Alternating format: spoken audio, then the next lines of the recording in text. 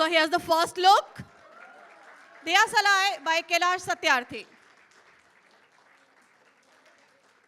Thank you very much.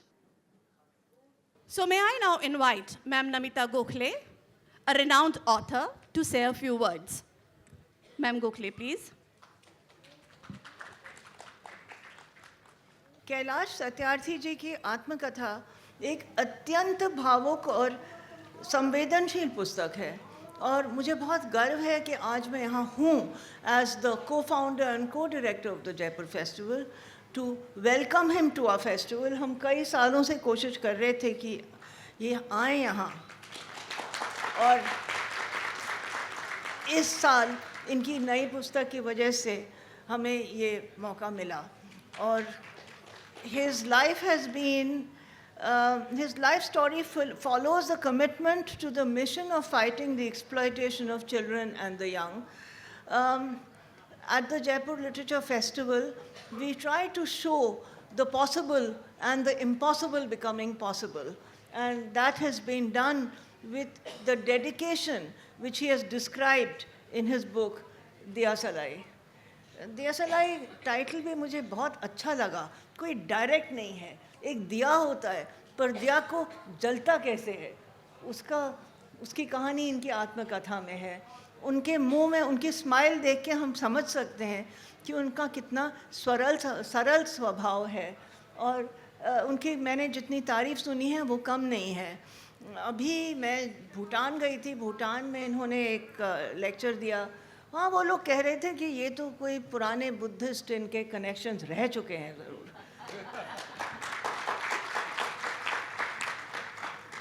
So it's truly an honor and a privilege to be here at the book launch today. मैं किताब अभी पढ़ नहीं पाई हूँ, किताब पूरी पढ़ के फिर कभी मौका मिलेगा तो उस पर अपने ख्याल बताऊँगी। But अभी I won't interrupt the conversation. Punita, audience is eager to hear him and you. And before that, of course, हमारे महेश्वरी जी, अशोक महेश्वरी जी मेरे भी पब्लिशर हैं, तो मेरे दिल में उनके लिए स्पेशल जगह है। Thank you very much everybody.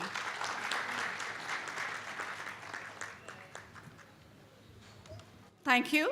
I call upon Mr. Ashok Maheshwari to address the audience. किताब अपनी बात खुद करेगी। किताब इतनी महत्वपूर्ण, इतनी अच्छी किताब है कि अपने बारे में खुद बोलेगी, खुद सबसे बात करेगी। इसके परिचय बाकी सब बातें तो अभी ये लोग करेंगे, सत्यार्थी जी और पुनीता जी। किताब के परिचय के रूप में मैं एक किताब से ही थोड़ी सी बात पढ़ता हूँ, जो मतलब इसका ब्लर्ब है। सबसे पहले, दिया सलाई नोबल शांति पुरस्कार से सम्मानित और भारत समेत पूरे विश्व में बच्चों के प्रति संवेदना को एक आवश्यक लोकतांत्रिक मूल्य के रूप में स्थापित करने वाले कैलाश सत्यार्थी की आत्मकथा है। अपनी इस आत्मकथा में वे हमें अपने संघर्षपूर्ण जीवन की कथा भी बताते हैं और अपने उन प्रयासों की भी जानकारी देते हैं जो उन्होंने भारत और विश्व भर के बच्चों की मुक्ति और कल्याण के लिए किए। वही थे जिन्हें ग्लोबल मार्च अगेंस्ट चाइल्ड लेबर जैसे महाआंदोलन का विचार आया और जिनके तहत उन्होंने दुनिया के 186 देशों की यात्रा करते हुए लाखों बच्चों से संपर्क किया। 186 देशों की यात्रा, और उन्हें आज़ादी के विचार से अवगत कराया।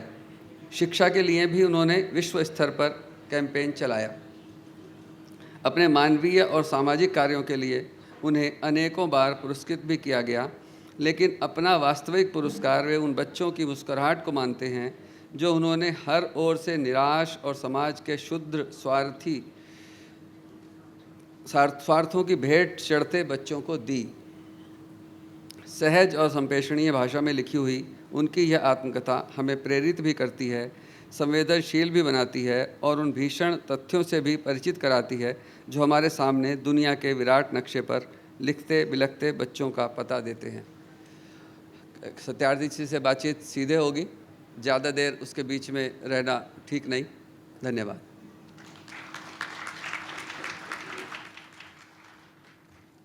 Thank you, sir. That was Ashok Maheshwari, Chairman, Rajkamal Prakashan Group. And now, we proceed towards the much-awaited discussion. I'll require some help from my stage volunteers. And it's over to Punita. Hello? Yeah. All right. Thank you so much, Akshini. This is working. Yeah. शुरू करने से पहले बहुत बहुत धन्यवाद. I think Kailash ji की एक छोटी सी फिल्म है जो वो दिखाना चाहेंगे before we have the conversation. Yeah, maybe. So can we have the film, guys, please? उसके बाद हम बातचीत करेंगे. Yeah. छोटी सी चिंगारी से होती है. एक छोटी सी चिंगारी घनघोर अंधेरे को चीरकर रोशनी की आशा जगा सकती है. रोशनी फैलाने की यह यात्रा निरंतर चलती रहती है.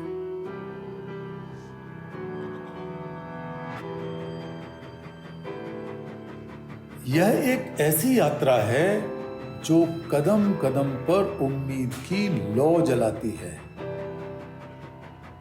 यह यात्रा उन बच्चों के जीवन को रोशन करने के लिए है जो अंधेरों में जीने के लिए मजबूर होते हैं. यह यात्रा उन बेड़ियों को तोड़ने की है जिनमें हम सभी कभी न कभी जकड़े थे. यह समाज के सबसे कमजोर, शोषित, वंचित बच्चों को आजाद कराने और उन्हें गरिमा से भरा जीवन देने की कहानी है. I refuse to accept that the shackles of slavery can ever be more stronger than the quest for freedom. I refuse to accept here. लगातार चलने वाले संघर्ष के हर अनुभव ने मुझे एक दिया सलाई बना दिया. परिवर्तन की आग जलाने को आतुर, हर दिल में करुणा की चिंगारी जगाने की जिद से भरा कैलाश सत्यार्थी.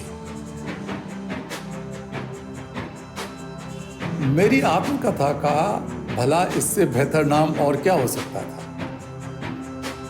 मेरी यह आत्मकथा दिया सलाई केवल एक किताब नहीं है, बल्कि है मेरी जिंदगी भर के सपनों और संघर्षों से निकली आग और उससे फैली रोशनी की कहानी है. दरअसल हम सभी अनंत ऊर्जा और रोशनी से भरी हुई दिया सलाइयां ही तो हैं. मैं आशा करता हूं कि यह पुस्तक आपके भीतर की दिया सलाई को प्रज्वलित कर सकेगी और हम अपनी दुनिया को रोशन बना सकेंगे.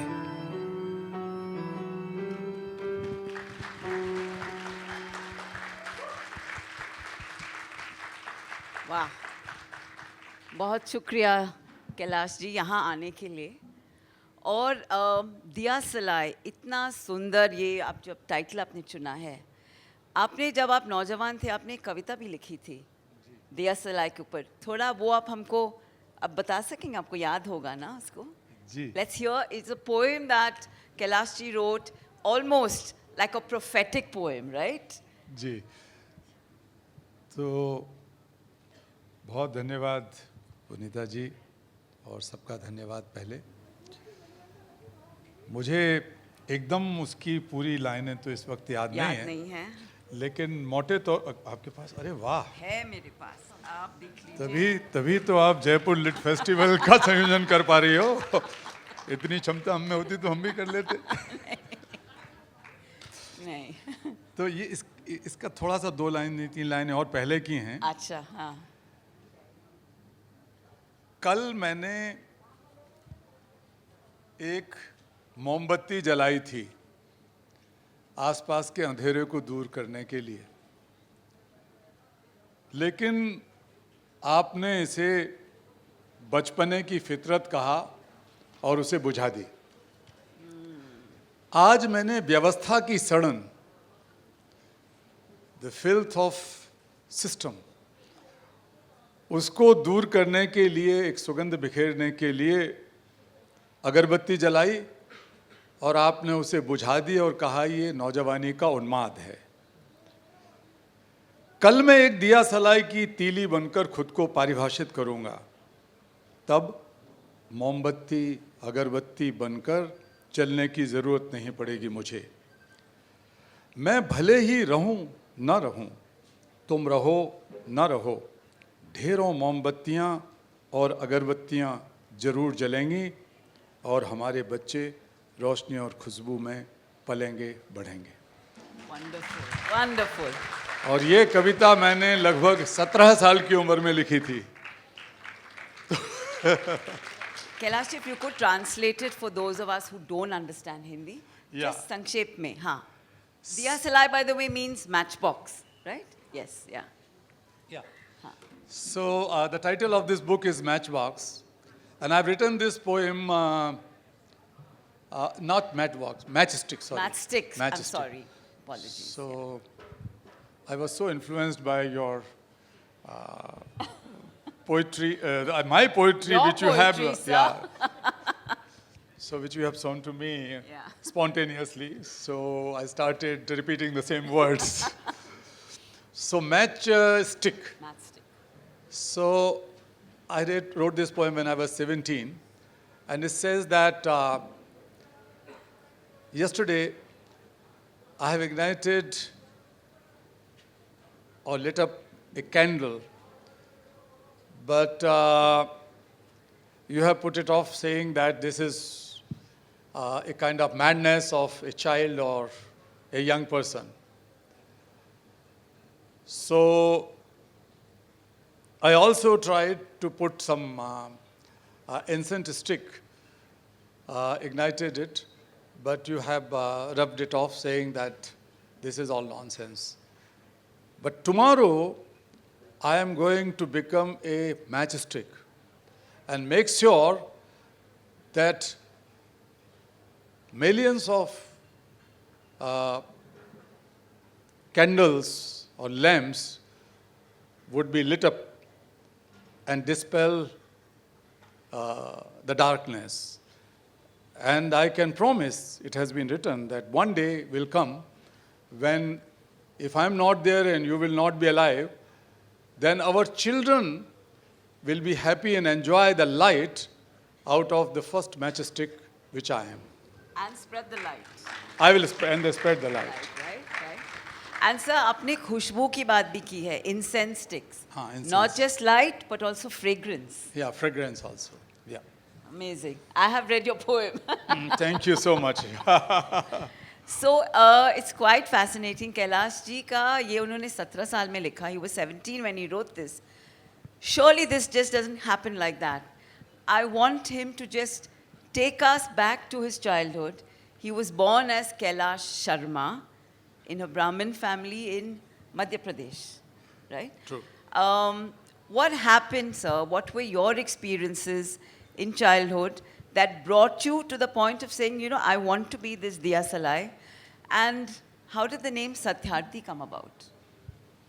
Well, when I was 15-year-old, the nation was celebrating Mahatma Gandhi's birth centenary in 1969. So I have been the part of many of the events, like the debate competitions or essay competitions, and I had read quite a lot about Mahatma Gandhi's life and work and message, and I was very, very impressed. So I thought that if we have to remove, or if we have to end this evil of caste discrimination or untouchability, the best way would be that these sweepers, sweeperess women, those who were considered untouchables, they should be invited and they can cook the food, and that food could be eaten by the high caste people, the leaders, because leaders were speaking very high against untouchability, and many of them in my township, they were so-called Gandhians. So I was quite confident that these leaders will come and eat, and once they set this example, it will help in abolishing this evil of untouchability. So I went to these women, requested them, but they said, what are you talking about? You are a child, you don't know that these people never touch us. Forget about eating food cooked by us. But somehow me and some of my colleagues convinced them that at least we will eat the food if you cook. So some of them agreed to come and cook some rice and dal at the place. The venue was Mahatma Gandhi's park, which was newly built park in his memory that year. And then I knocked on doors of almost every single leader. A few of them were, at least two were local MLAs, assembly members, and one was parliament member. And they all said, "Oh boy, bravo, great, great. It's a great idea. We will definitely come." So that was 2nd of October. The food was cooked. Everybody was so excited. We had the mixed feelings, especially these women who cooked the food. They were not confident that these people will ever come. It was 7 o'clock, the time was given 7. Nobody turned up, and it was quite obvious that leaders always come late. It is not like Lit Festival that 1 o'clock means 1 o'clock. If I was getting 1 minute late, then she was scolding, not scolding, asking her volunteers that we are 1 minute late. So leaders were definitely, obviously late. So 8 o'clock, nobody turned up. So me and my colleagues took up bicycles and knocked on doors again. And a few leaders said that, "Oh, sorry, we have some very important engagements."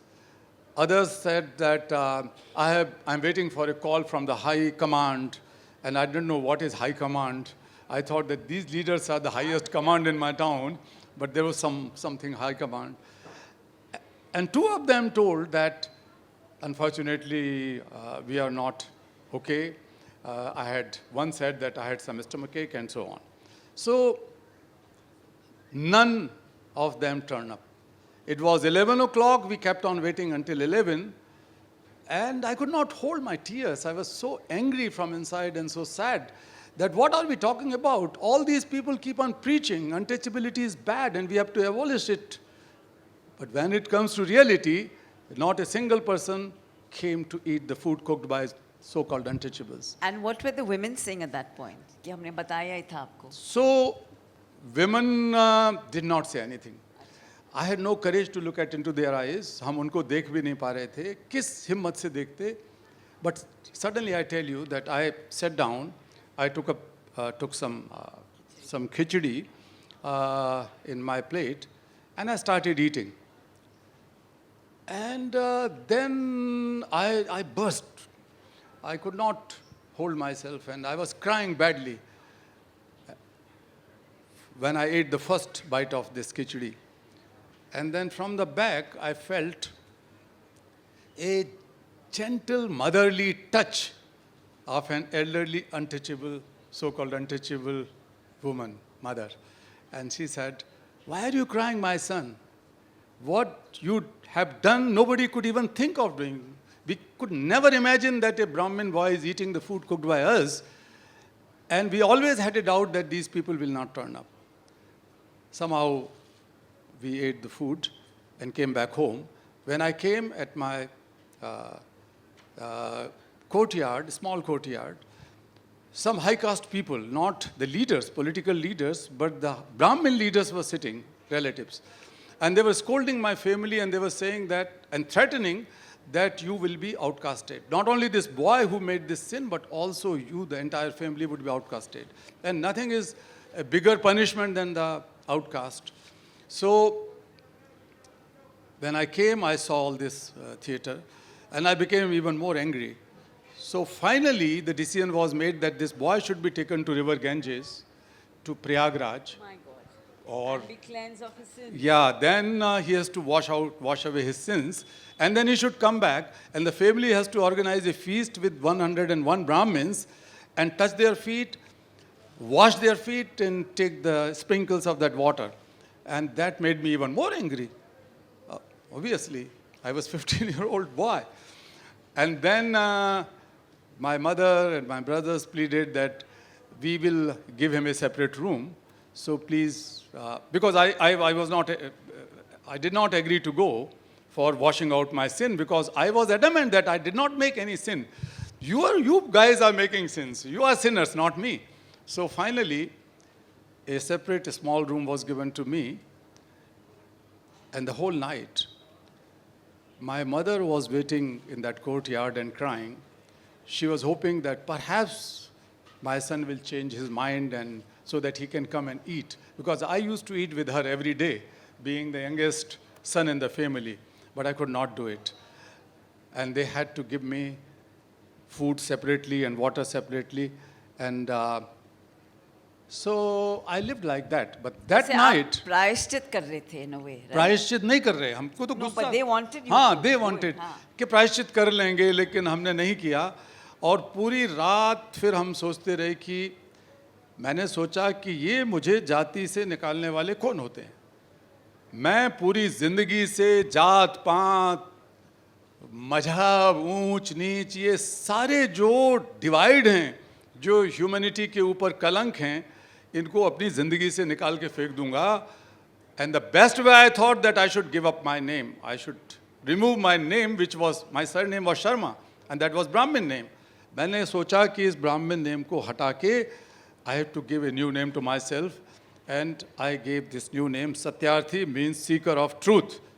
So I never believed in preaching anything. If I cannot practice anything, I never ever speak those things. So I never believed in these things, so I decided to change my name. Excellent. Thank you. Thank you for this vital lesson. Walk the talk. मतलब preach मत करो, खुद पहले दिखा कर करो. जी. Right? Great. So वहाँ से शुरू करके सत्यार्थी दी आपने, I think 26-27 साल में you gave up your career as an electrical engineer. Ji. And पूरा मतलब your whole life was dedicated then to children, matlab abolishing bonded labor and education for all. Ji. Right? Agar aap now looking back, all the years that you worked, I mean, there have been amazing movements. You've been walking across the world, you know, fighting against slavery also in different countries. Today, you have started something called a global movement for compassion. Do you think anything has changed in all these years?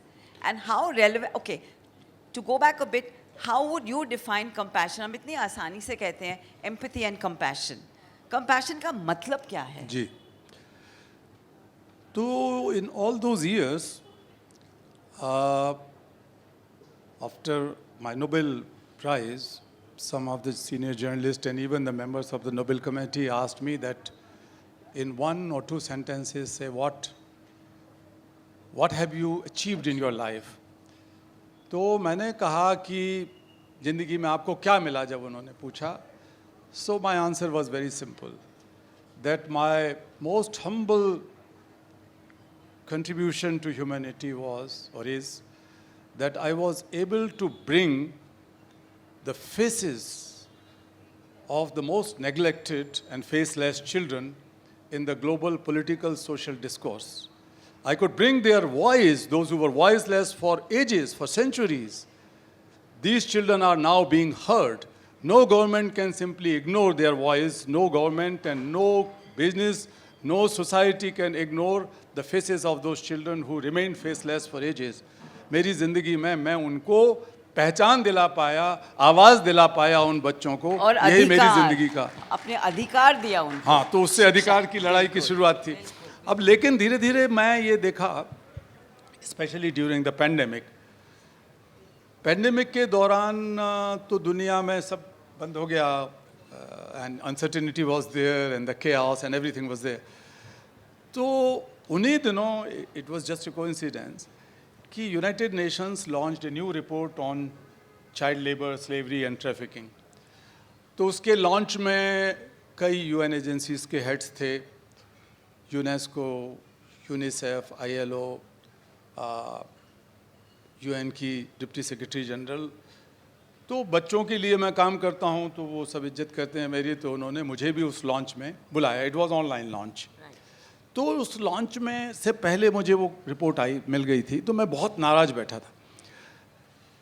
हमने इतना कोशिश की और child labour, slavery, trafficking को एक मुद्दा बनाया.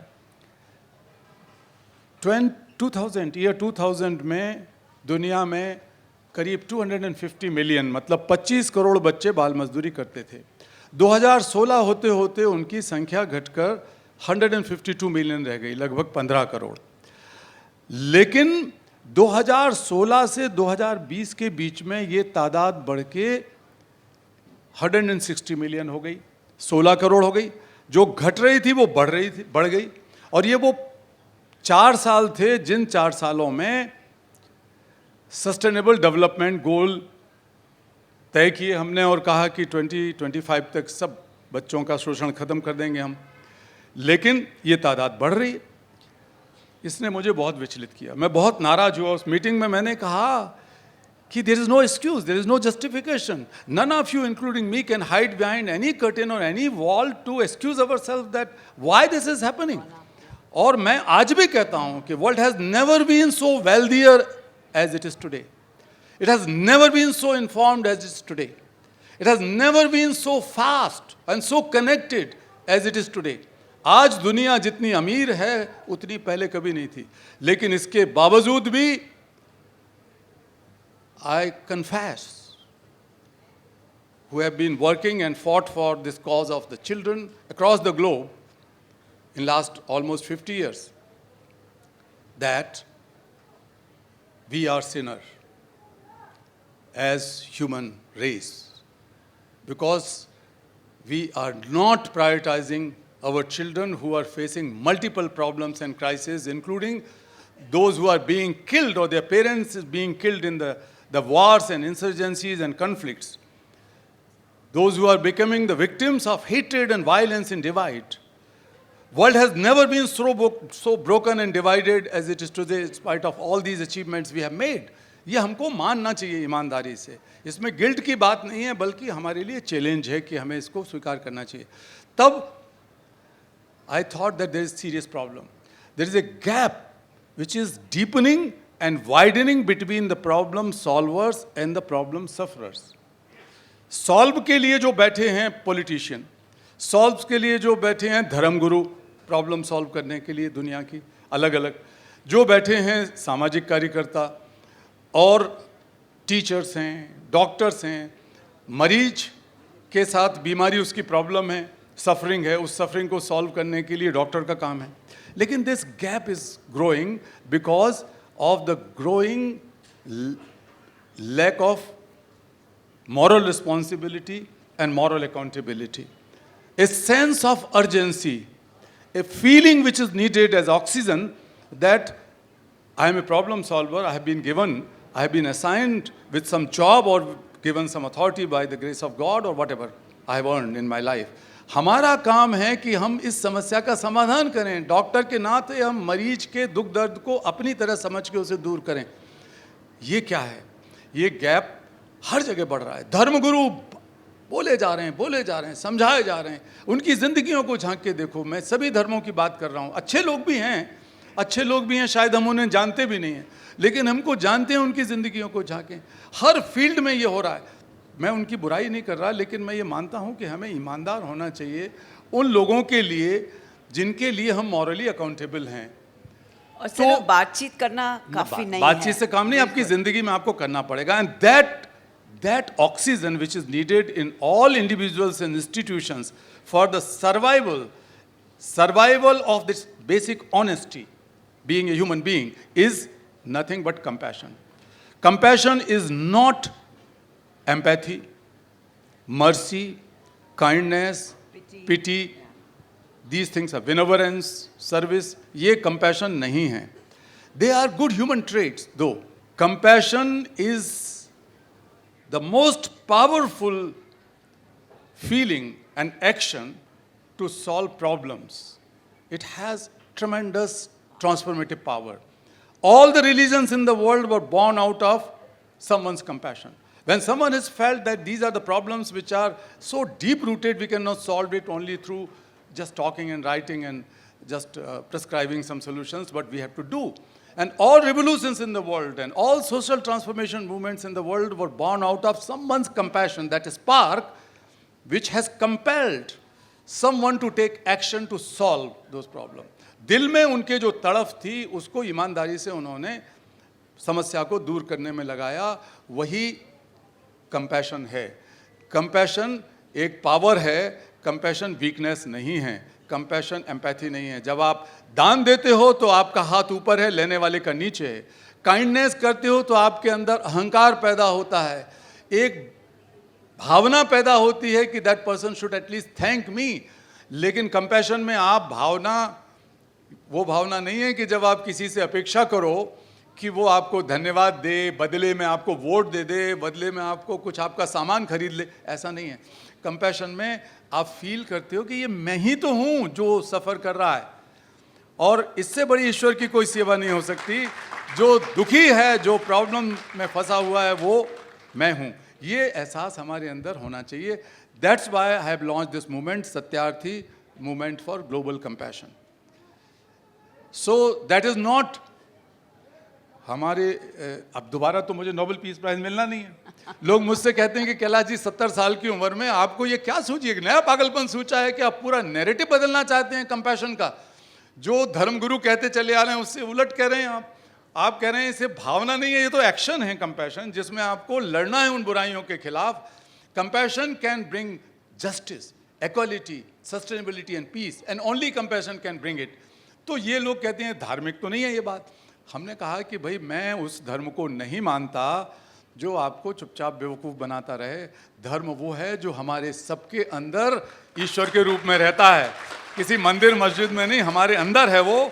Compassion हमारे अंदर है। बेटे को हर हालत में, गरीब से गरीब माँ भी अगर उसे चोट लग जाए तो मदद करेगी, बचाएगी उसे, अपने कपड़े फाड़ के उसकी पट्टी बांधेगी, सब करेगी। क्यों करेगी? बदले में वो ये नहीं चाहती कि उसका बेटा उसे कहे अरे थैंक यू सो मच माँ, हम अखबार में छपवा देंगे आपका नाम। या फिर अहंकार, अरे मैंने तो अपने बेटे को पट्टी बांधी है, गली गली में कहते हुए नहीं घूमती है वो। That is compassion. A mother resides in each one of us and we have to explore it, and that is compassion. Thank you Kailash ji, very eloquently put. And in fact, I mean honestly, जहाँ पे देने वाले को बहुत कुछ वापस मिल रहा है, just in the act of reaching out and बिल्कुल working on it, right? ठीक है, नहीं लेकिन मिलने की अपेक्षा नहीं है। I know, absolutely. हाँ, Just हम flows लोग back, we don't have desire, it's coming on its own. How much time do we have? 10 minutes. So okay, can you reset this for us? Yeah, great. ठीक। देखो 1 minute हम late हुए, 10 minute हमें बदले में मिल गए। आप हमें भी 2 मिनट लेट कर देते तो 20 मिनट कर देते। Sir, we want more of your time. No, That's the thank you. reason. Thank That's you the so reason. much. I am so grateful to you and all. No. Talking about the Nobel Peace Prize, for those who don't know, I'm sure everyone knows it, Kailash ji has been the first Indian to receive the Nobel Peace Prize. He was co-recipient in 2014. But I would like to ask him, where is the medal today? Where is the medal, sir? बताऊं? हाँ बताएं। यहाँ तो नहीं है। अभी नहीं। मेरी पत्नी ने छुपा रखा है। मेरी बेटी बैठी अस्मिता, उसने छुपाया होगा। Were you angry with him when he? बता दीजिए, tell us the story. नहीं।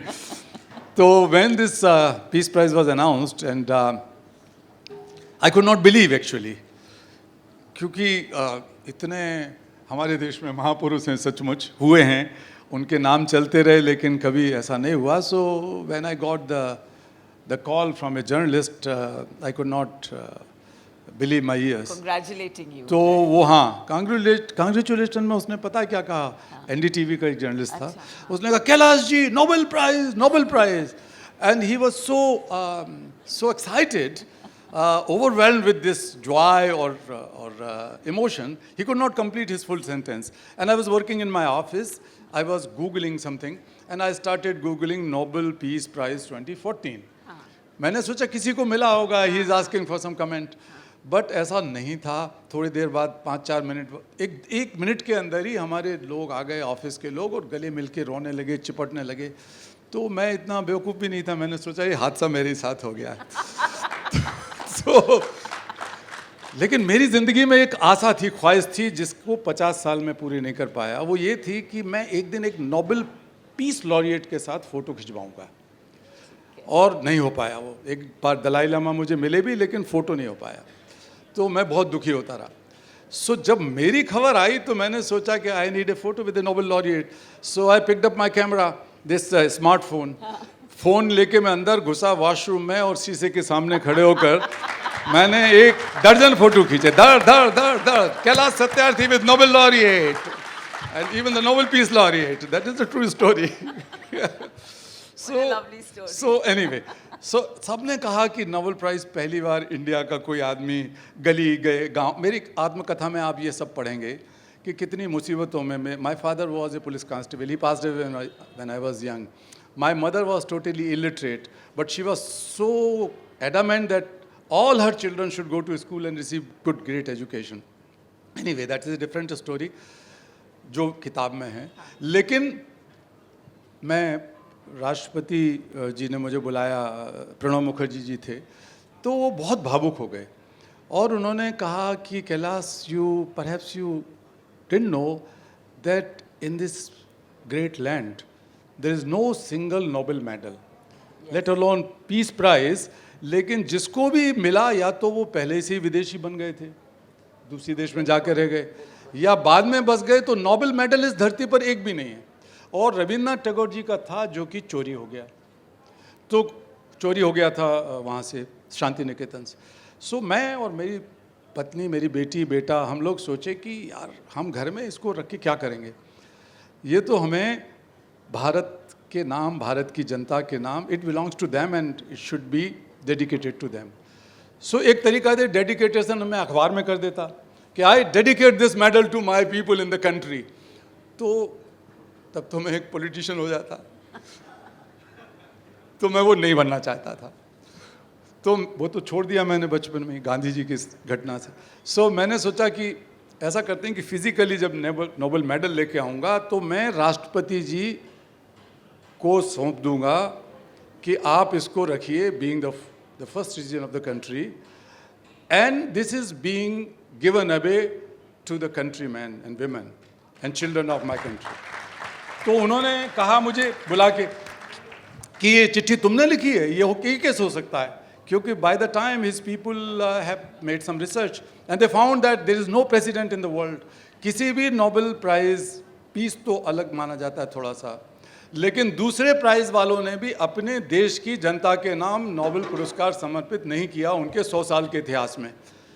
लेकिन मैंने कहा उनको कि दादा, पहले दादा भी कहता था मैंने कहा देखिए राष्ट्रपति जी, ये काम अगर कोई कर सकता है तो भारत की धरती में पैदा हुआ एक साधारण आदमी ही कर सकता है. इसके लिए साधु होना जरूरी नहीं है, इसके लिए पागल होना भी जरूरी नहीं है. मैं कहा ना मैं साधु हूँ ना पागल हूँ. वो गले लगा के खुश हुए. एंड देन दिस मेडल जब मैं लेके आया तो पहले मैंने गांधी जी की समाधि पर उसको रखा थोड़ी देर के लिए राजघाट में जाके. और I am grateful to the late president Pranab da who accepted this medal and never happened. लेकिन वो इतने भावुक हो गए कि कुछ बोल नहीं पा रहे थे. तो मैंने उनका हाथ पकड़ के कहा, दादा let me recite a couplet from Kabir, the mystic poet Kabir. Kabir Das ji ने एक बात लिखी, मैंने उनको सुनाई. मैंने कहा ये देश की जनता के लिए है, ये आपके लिए भी है, वो पीछे खड़े उनके लिए भी है, आपके लिए भी है, आपके लिए भी है. और वो बात ये थी कि मेरा मुझ में कछु नहीं, जो कछु है सब तोर, तेरा तुझको सौंपते क्या लागत है मोर. मुझे जो कुछ मिला इसी धरती से मिला, अगर मैं लौटा रहा हूँ, दे रहा हूँ, तो इसमें मेरा कुछ था ही नहीं. सो मैं 10 साल हो गए इस बात को. 10 साल से मैं सोचता था, अब भी सोच रहा हूँ, मुझे ज़्यादा यकीन था, अब भी मैं प्रयास कर रहा हूँ कि being an engineer I was not stupid, I was clever enough to think that if I keep it with me और विद माई चिल्ड्रन और माई वाइफ, मेरी पर्सनल प्रॉपर्टी थी, तो फिर वो हमारी हो जाएगी. लेकिन जब हम भारत की हर एक जनता के नाम, महिलाओं, पुरुषों, बच्चों, बूढ़े, सबके नाम दे देंगे, तो वो महसूस करेंगे ये जिम्मेवारी कि हमारे देश के हर बच्चे के बचपन को हमें लौटाना है. So I wanted to share the responsibility by way of sharing this medal to you. आज भी मैं कहता हूँ, let us globalize compassion. We have globalize markets and economies, But we are living in a world which is driven by two major factors. One is competition. पीछे धकेलो दूसरों को और आगे बढ़ो. हमारे ऋषियों ने हजारों साल पहले कहा, संगच्छध्वम संवदध्वम संवो मनांसि जानताम. Let us walk together. No one is left out. No one is left behind. That was the message from Vedas. लेकिन हम उसको नहीं करते. तो एक तो कंपटीशन, धक्के मारो आगे बढ़ो, और दूसरा ट्रांजैक्शन. हम क्या दे रहे हैं, बदले में हमें क्या मिल रहा है. हम कम देंगे तो ज़्यादा कैसे मिलेगा, अगर हम नहीं देंगे तो हमें क्या नुकसान होगा. ये अब तो हम मुस्कुरा के बात भी करते हैं तो ये सोच के करते हैं कि थोड़ी सी मुस्कुराहट आएगी हमारे चेहरे पर, बदले में हम, तो ये नकली ज़िंदगी हमें सिखाई जा रही है इस बात के लिए कि हमें फ़ायदा क्या होगा. सो फ़ायदा नुकसान की ज़िंदगी जी रहे हैं हम. तो अगर भारत की धरती से हम problem solving, selfless and mindful problem solving, that is compassion, if we Indians will not do, मुझे बताइए कौन करेगा. ये कम लोग यहाँ बैठे हैं, जितने भी बैठे हैं लिट फेस्टिवल में यहाँ पर, आप एक बहुत ही महत्वपूर्ण जगह पे हैं. अगर आप ये नहीं करेंगे, if you want do this, if you don't ignite this spark of compassion in the world, I don't believe in the borders of the world. We have created enough borders. We have created enough boundary. मैं आपसे ये कहना चाहता हूँ आपके माध्यम से सबसे कि this is the time to break those walls which we have created among and between the human beings and the nations and institutions and so on. This is the time to break those walls and use those bricks in making the bridge. We have to build the bridge in the society. वो compassion है और हम कर रहे हैं, कोशिश कर रहे हैं आप सबके साथ. अगर हम नहीं करेंगे तो कौन करेगा. बहुत बहुत शुक्रिया कैलाश जी, थैंक यू.